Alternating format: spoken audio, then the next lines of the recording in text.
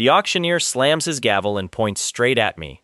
"Sold! To the young lord in the back row. 2 slaves for the price of 1. And I think, yeah, okay, fine. I'll take them. I've got the coin, I've got the space, and honestly, I just needed a cook and maybe a guard for the warehouse. Simple transaction. Done. Except then they pull back the curtain, and I freeze.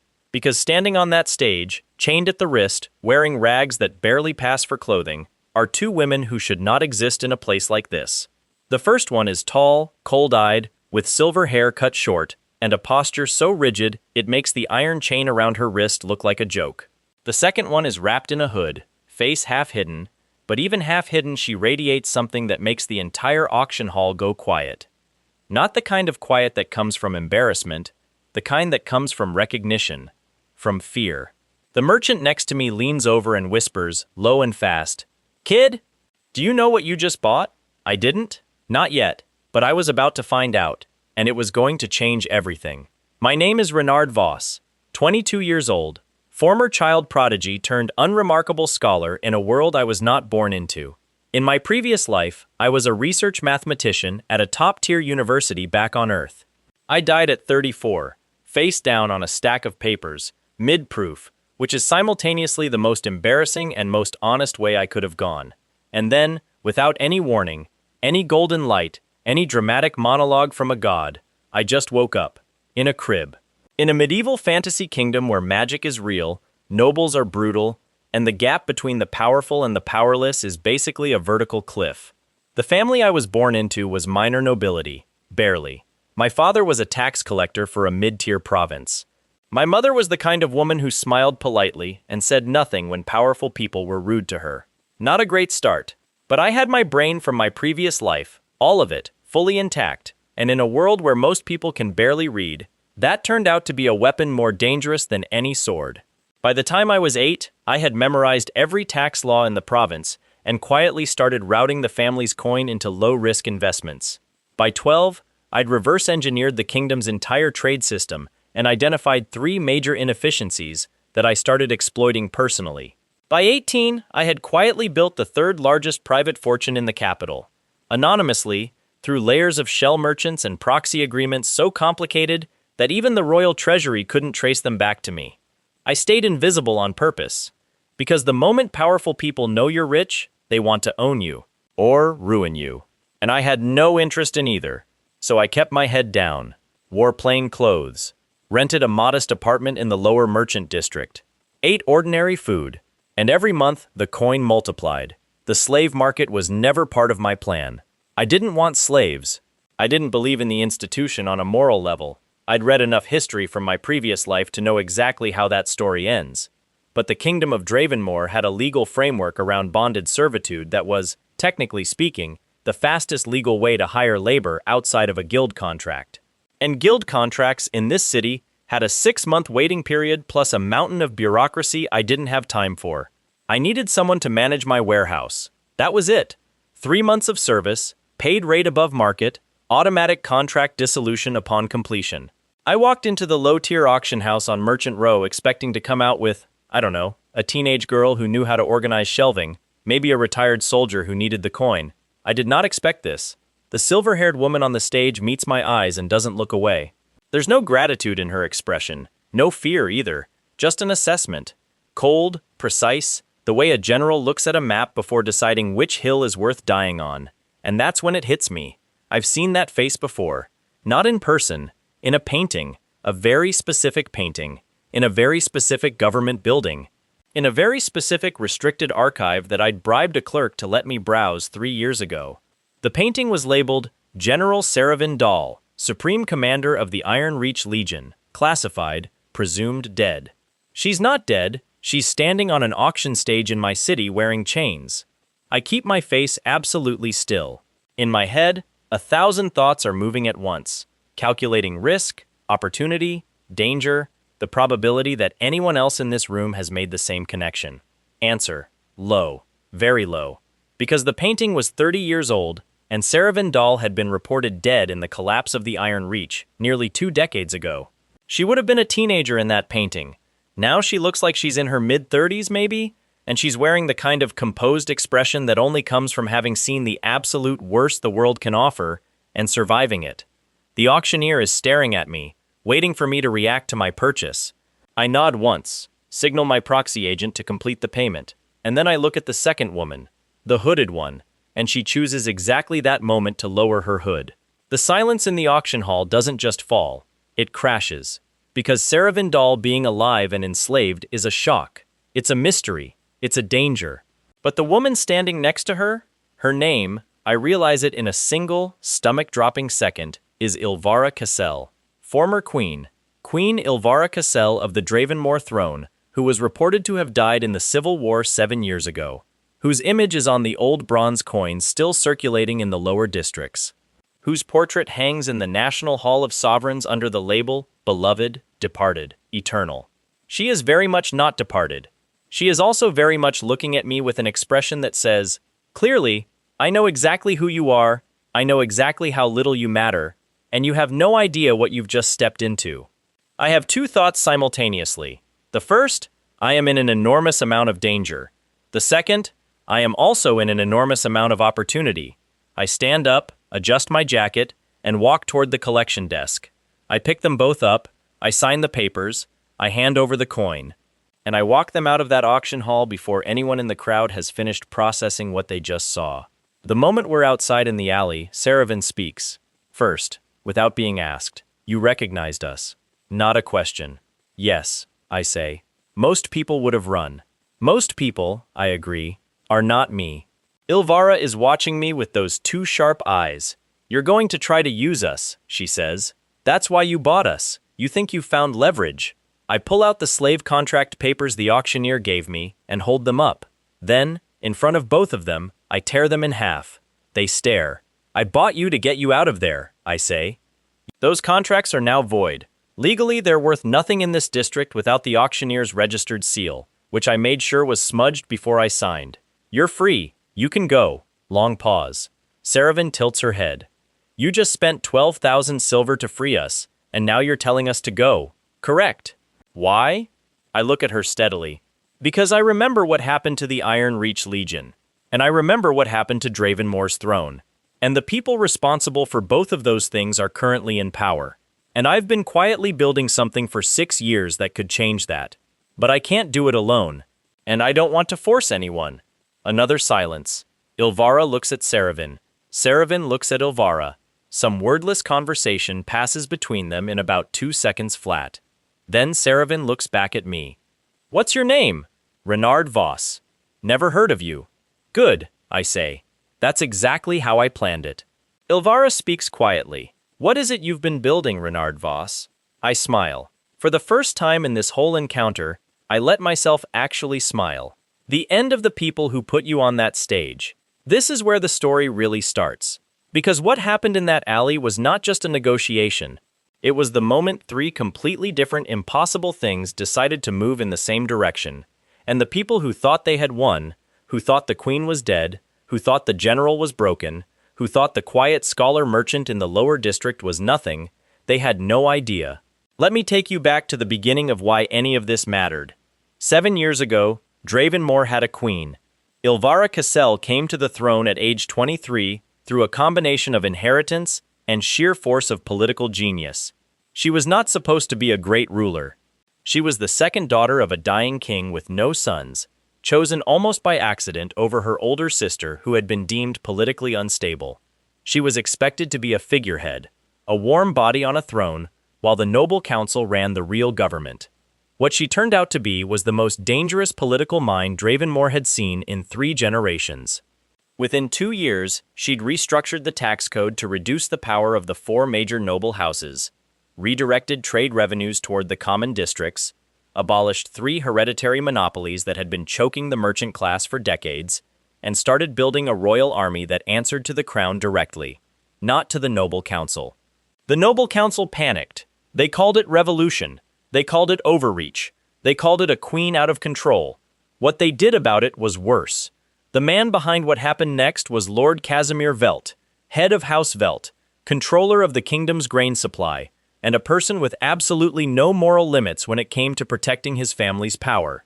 He organized the conspiracy quietly, over 2 years, recruiting 3 of the other major houses, bribing 2 generals, and waiting for exactly the right moment of vulnerability. The moment came during the northern border crisis, a monster outbreak in the mountain provinces. Queen Ilvara sent General Seravyn Dhal and the Iron Reach Legion north to handle it, her best commander, her most loyal force, the core of her new royal army. While Seravyn was 300 miles away, the coup happened in a single night. Ilvara was captured, not killed. Velt wanted her alive for reasons that were never made public, but the whisper in the capital's underbelly was that a living deposed queen was a more powerful threat than a dead martyr. A dead queen becomes a legend. A living queen, enslaved and broken, becomes proof that resistance is pointless. Seravyn fought her way back from the north when she heard. She and the remnants of the Iron Reach Legion launched a rescue counterattack that almost worked. Almost. They were betrayed from inside. Someone sold the Legion's route to Velt's forces. The Iron Reach was ambushed at the Drawl River crossing. 3,000 soldiers, ambushed and slaughtered in the dark. Seravyn survived. Barely. She was captured, beaten within an inch of her life, and quietly sold into the slave markets of the eastern cities. Moved around so she could never be found, never be used as a rallying symbol. That was 17 months ago, and Renard Voss, me, had been watching all of it from the shadows. Not because I planned to get involved, but because I had built an intelligence network across the capital's merchant class that made it impossible not to see what was happening. And the more I saw, the more I understood that Lord Casimir Velt's control of the kingdom wasn't just a political problem, it was an economic one. He was systematically dismantling every reform Queen Ilvara had made, remonopolizing trade, crushing the merchant class, bleeding the common districts dry. In 5 years, Dravenmore would collapse under the weight of its own corruption, and my fortune, my network, my entire 6-year project would collapse with it. Enlightened self-interest. That's what started this. But somewhere in the year before the auction, it had become something else. Because the more I dug into Velt's methods, the more I understood what he'd done to real people. The merchants he'd ruined, the soldiers he'd betrayed, the queen he'd caged. I'm a mathematician, a strategist, not a hero, but I had a plan that could work. I just needed 2 things I didn't have: a legitimate claimant to the throne, and a military mind capable of actually executing a military operation. I had just found both of them in an auction house. Now here's the part where I need to be honest. It did not go smoothly. Not even slightly. Because the morning after the alley meeting, I woke up to find that both Ilvara and Seravyn had, without asking me, already started making plans. And not small plans. Seravyn had spent the night mapping every guard post in the lower merchant district. Ilvara had compiled a mental list of every noble house contact she still had from her time on the throne, and started ranking them by likelihood of loyalty versus likelihood of betrayal. I walked into my study, my private study, which they had somehow found in the night, and found both of them sitting at my desk, with my maps, which they had unrolled. "Good morning," Ilvara said, without looking up. "You went through my things," I said. "Yes," Seravyn said. She pointed to one of the maps. "You've marked Velt's grain warehouses." "Why?" I walked to the desk and looked at the map, then at Seravyn, then at Ilvara, then back at the map. "Because," I said slowly, "the grain warehouses are not just storage. They're the foundation of Velt's political power. He controls the food supply of 40% of the capital. Cut that, and you destabilize his ability to buy loyalty." Seravyn nodded. "Good, that matches what I was thinking." She drew a line on the map with her finger. "If we hit 3 of these simultaneously, on a market day when the streets are crowded, we create a supply shock that will—" "We're not hitting anything," I said. She looked at me. "Not yet," I clarified. "If we move on Velt's supply chain before we have a coalition, we just tip him off and he locks everything down. He has 17 informants in the merchant district alone. I know because I've been monitoring 6 of them for 2 years. Silence. Ilvara looked at me with a slightly different expression now. The dismissive one was fading. Something more careful was replacing it. "You've been running intelligence operations in this city for 2 years, she said. 6 years, I corrected. Another silence. "How old are you?" Seravyn asked. 22. The look they exchanged this time was different from all the previous ones. This was the look that said, "We may have significantly underestimated this person." Good! That's exactly what I needed. Because the plan I'd built over 6 years was not a simple one. It had layers, and the outermost layer, the thing everyone saw, was a perfectly ordinary merchant operation. The next layer in was a financial network that quietly controlled 9 of the 16 major trade routes in the capital. The layer inside that was an intelligence web that had spent the last 2 years documenting every piece of evidence of Velt's conspiracy against the throne. The innermost layer, the one I'd never told anyone, was a coalition of 12 merchant lords, 6 minor noble houses, and a city magistrate who were all quietly, slowly, being brought to a state of readiness. Not readiness for violence, readiness for legitimacy. Because the thing about Lord Casimir Velt was that for all his ruthlessness, he'd built his power on one thing: the appearance of legal authority. He hadn't just overthrown the queen, he'd done it through a series of technically legal maneuvers, emergency council votes, manufactured charges of treason, carefully staged popular protests that gave him the veneer of acting within the kingdom's law. Which meant that the way to destroy him wasn't to match his violence, it was to match his legal apparatus, and then destroy it cleanly, in public, with witnesses. I explained all of this to them over the next 3 hours. When I finished, Seravyn looked at me for a long moment and said, "You've been planning a legal coup for 6 years. I prefer the term constitutional restoration, but yes, and you've been doing this alone. Largely. That," she said, "is either the most disciplined thing I've ever heard of, or the most insane." "The two things," I said, "are not mutually exclusive." The corner of her mouth moved, not quite a smile, but something. Ilvara had been quiet for the last part of the explanation. Now she spoke. "What do you need from us specifically?" "From you," I said to her. "I need legitimacy. You're the rightful queen. Every legal claim I make has to be anchored to the crown, or Velt will just reframe it as another merchant conspiracy. But if the queen herself appears, alive, not broken, standing in front of the full council, the legal architecture collapses under him." "And from me?" Seravyn asked. "I need you to find out who betrayed the Iron Reach at the Drawl River crossing." Her expression went very still. "Because," I continued, "that person is still inside our potential coalition, and if we build all of this, and they sell us out the same way they sold out your legion, everything falls apart. I've suspected for 18 months, but I don't have the internal military intelligence to identify them." Seravyn stared at me. "You've known about the betrayal for 18 months. I've known there was one. I don't know the name. That's why I need you." Something in her face changed. It wasn't softening exactly. It was more like the final wall between wariness and trust developing a crack. "I have a name," she said quietly. "I've had it for almost a year. I just had no way to act on it." "Tell me," Ilvara said. Seravyn looked at both of us. Then she said the name, and the room went cold. Because it was someone I knew, someone in my coalition, someone who had been sitting in the third layer of my operation for 4 years, and whom I had trusted because every financial indicator, every personal history check, every behavioral pattern I'd run suggested reliability. I'd missed it. In 6 years of perfect planning, I had missed it. I stood up, walked to the window, and took a breath. Then I turned around. "Okay," I said, "new plan." The next 2 weeks were, without question, the most dangerous of my life. And I grew up in a city where the wrong merchant dispute could get you quietly disappeared. So that's saying something. The betrayer in the coalition was a man named Torvin Aldrich, minor noble family, enormous personal debt, which Velt had apparently been using as leverage for years. Torvin had been my point of contact with 2 of the 12 merchant lords in the coalition, which meant he knew timelines, meeting locations, and the identities of at least 4 key players. We couldn't move on Velt until Torvin was removed from the equation. But we couldn't remove Torvin without tipping Velt off that we knew. The moment Torvin went silent or disappeared, Velt's intelligence people would sound the alarm. So we didn't remove Torvin. We used him. This was Ilvara's idea, and it was, genuinely, brilliant. We fed Torvin false information. Carefully, precisely false. Wrong dates, wrong locations, a completely fabricated timeline for the first major move of our operation. We let him sell it to Velt's informants. And while Velt was repositioning his forces and his legal apparatus to counter the false operation, we ran the real one. Seravyn handled the military piece. She had spent 17 months enslaved and moved through half a dozen cities, and in that time she had done something remarkable.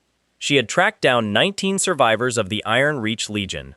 Not soldiers in hiding, soldiers who had gone completely underground, who had new identities, new lives, who had buried their past to survive. She knew where to look because she knew her people. Over 10 days, quietly, in pairs and threes, she brought them to the capital.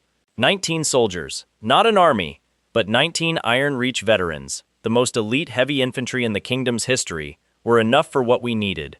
Meanwhile, I activated the Merchant Coalition, all 12 lords, plus the 6 noble houses, plus the city magistrate. In the same week, they each filed legal complaints with the Royal Council. Separate complaints, separate subjects, all meticulously documented, all legally airtight, that collectively challenged every single one of Velt's emergency council votes from 7 years ago. On procedural grounds.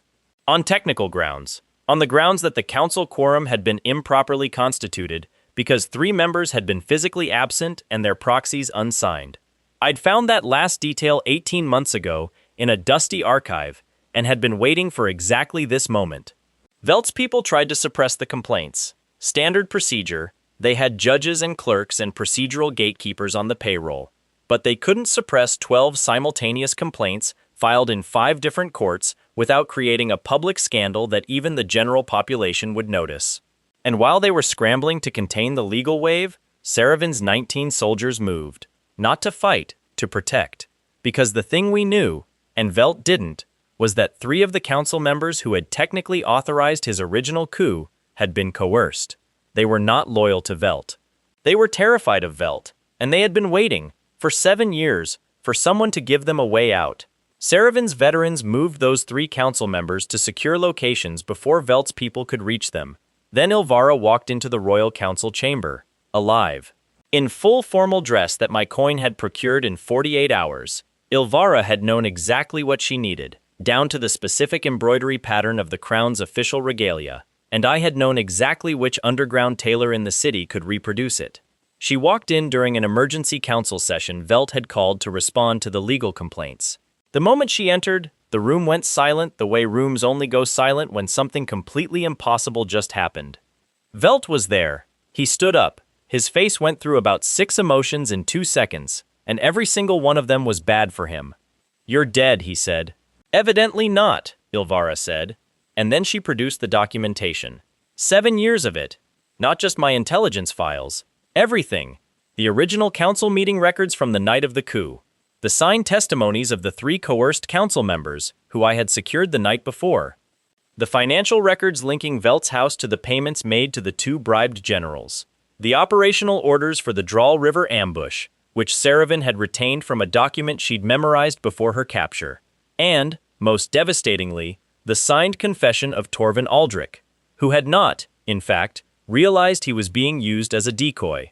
When we had collected him the night before, politely, with Seravyn's veterans providing very compelling encouragement, he had understood immediately that his options were limited. He chose cooperation. Velt looked at the stack of documentation on the council table.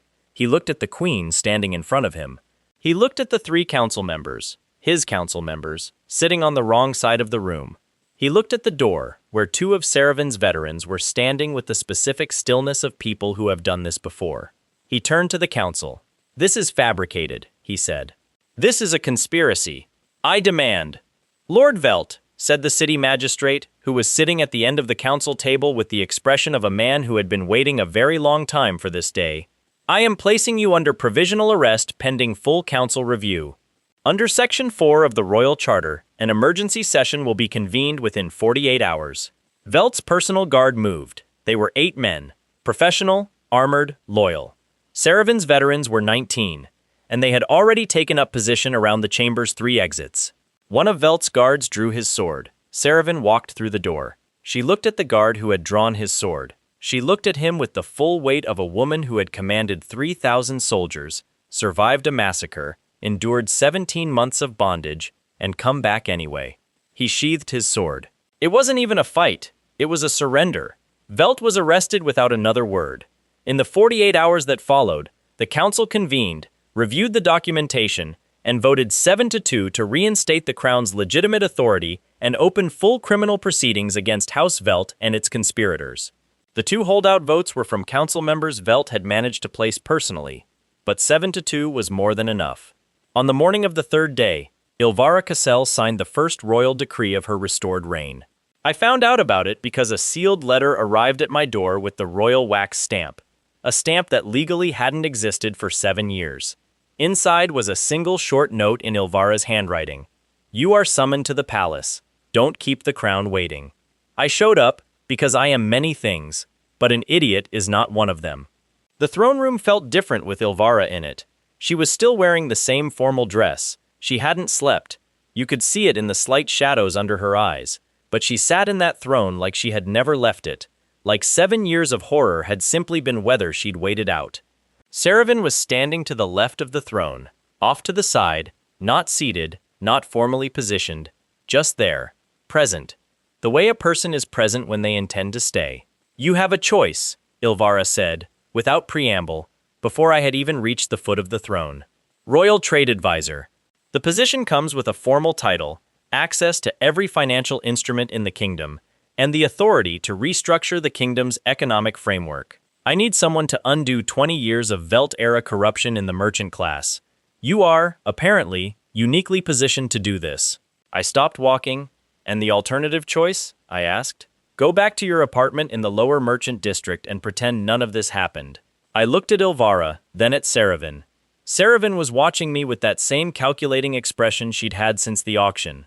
The one that was still assessing. "Still deciding. What do you think?" I asked her. She blinked, clearly not expecting to be asked. "I think," she said carefully, "that any plan which involves the three of us working together is going to be extraordinarily difficult, frequently dangerous, and probably successful." A pause. "I also think that anyone clever enough to run a 6-year intelligence operation while maintaining cover as an ordinary merchant probably deserves to not spend the rest of their life being ordinary." I looked at the floor for a moment, then back at the throne. "I have conditions," I said. Ilvara's mouth curved slightly. "Of course you do. First, full amnesty for every member of the merchant coalition who participated in the operation. No retroactive complications, no political targeting." "Granted."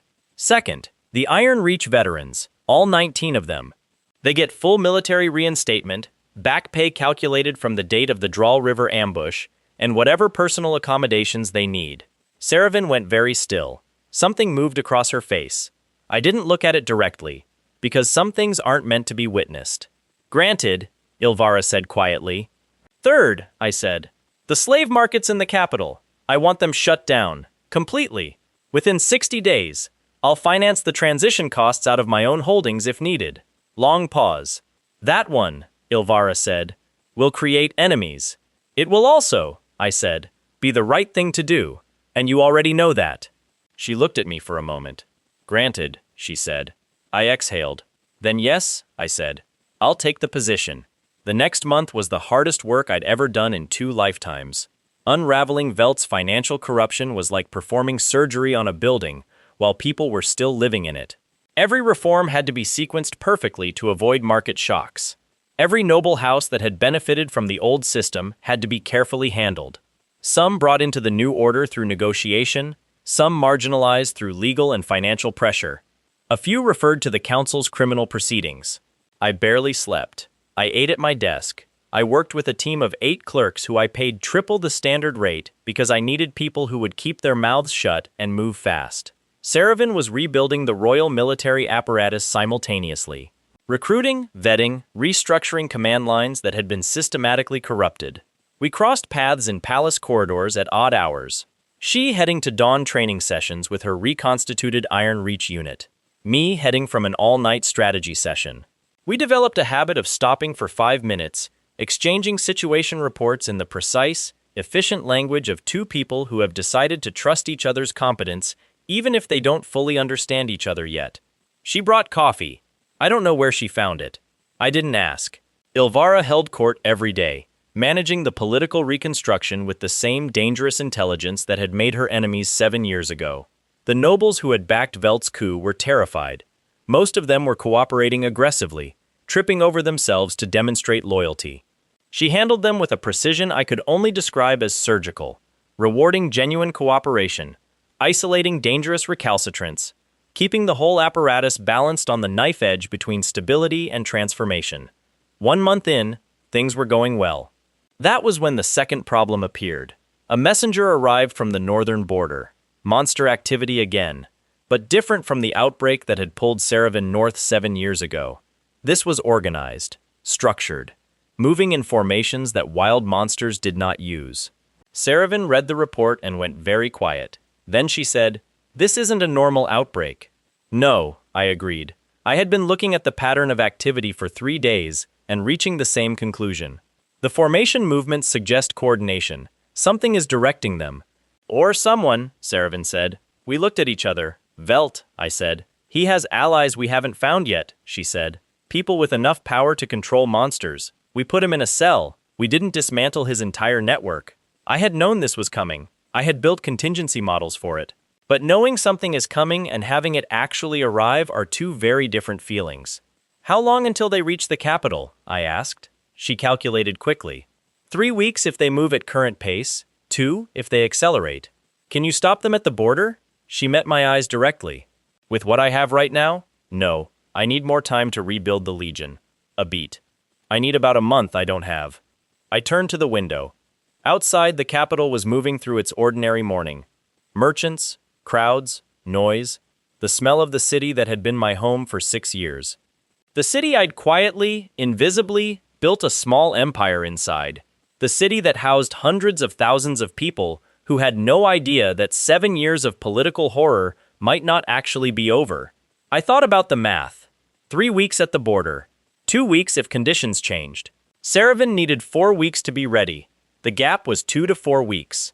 I thought about every resource I had, every financial instrument, every contact, every piece of leverage built over 6 years. Then I thought about something else.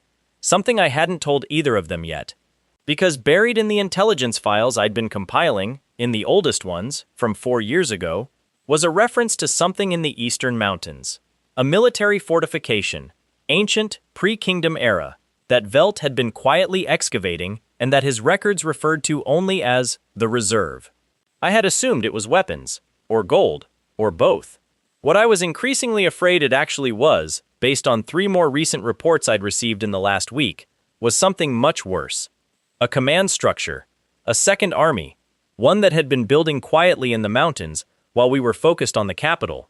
The monster formations at the border weren't Velt's main move, they were the distraction. I turned around. "Seravyn," I said, "I need to tell you something I should have told you 2 weeks ago." She crossed her arms. "That sounds like bad news." "Yes," I said, "it is." I laid the intelligence files on the table. Everything I had on the Eastern Mountains, every report, every intercepted message, every financial record pointing toward the Reserve. She read through it in about 4 minutes. Fast reader, focused. When she finished, she looked up. "He's been building a second force," she said. "For at least 3 years," I confirmed. "Possibly 4. And you're telling me this now?" I didn't understand what it was until the border reports started matching the pattern. I met her eyes. "I'm telling you the moment I understood, not a second after." She stared at me for a long moment. "Okay," she said, "so we have a problem." 2 problems, I corrected. "The border force is the one we can see. The Reserve is the one we can't. If we send everything north to deal with the border, the Reserve hits us from the east while we're committed. And if we hold back to cover the east, the border force breaks through, and we have a disaster anyway." "Yes." She was quiet for 10 seconds. Thinking in that complete, focused way she had, the way of someone who has made life-or-death decisions under pressure so many times that the pressure itself has become ordinary. Then she said, "I need to speak with the Queen." "Agreed." "And Renard." She used my name. First time without the formal address. I noticed. "This is going to get significantly worse before it gets better." "I know," I said. "Are you going to hold?" I thought about that for exactly 1 second. "Yes," I said. "Are you?" She looked at me with those steady, assessing eyes. The ones that had looked at me across an auction stage and decided, in real time, whether I was worth trusting. "Yes," she said. We went to find the Queen, and standing in the corridor outside Ilvara's private council chamber, with the weight of everything that was coming pressing down on us from all directions, Seravyn stopped walking for a moment and said, very quietly, not looking at me, "You bought us to get us out. Before you knew what we were. Before you had a plan. I didn't answer immediately. I told you, I said finally. I don't force anyone. She was quiet for another moment. Then she started walking again. No, she said. You don't.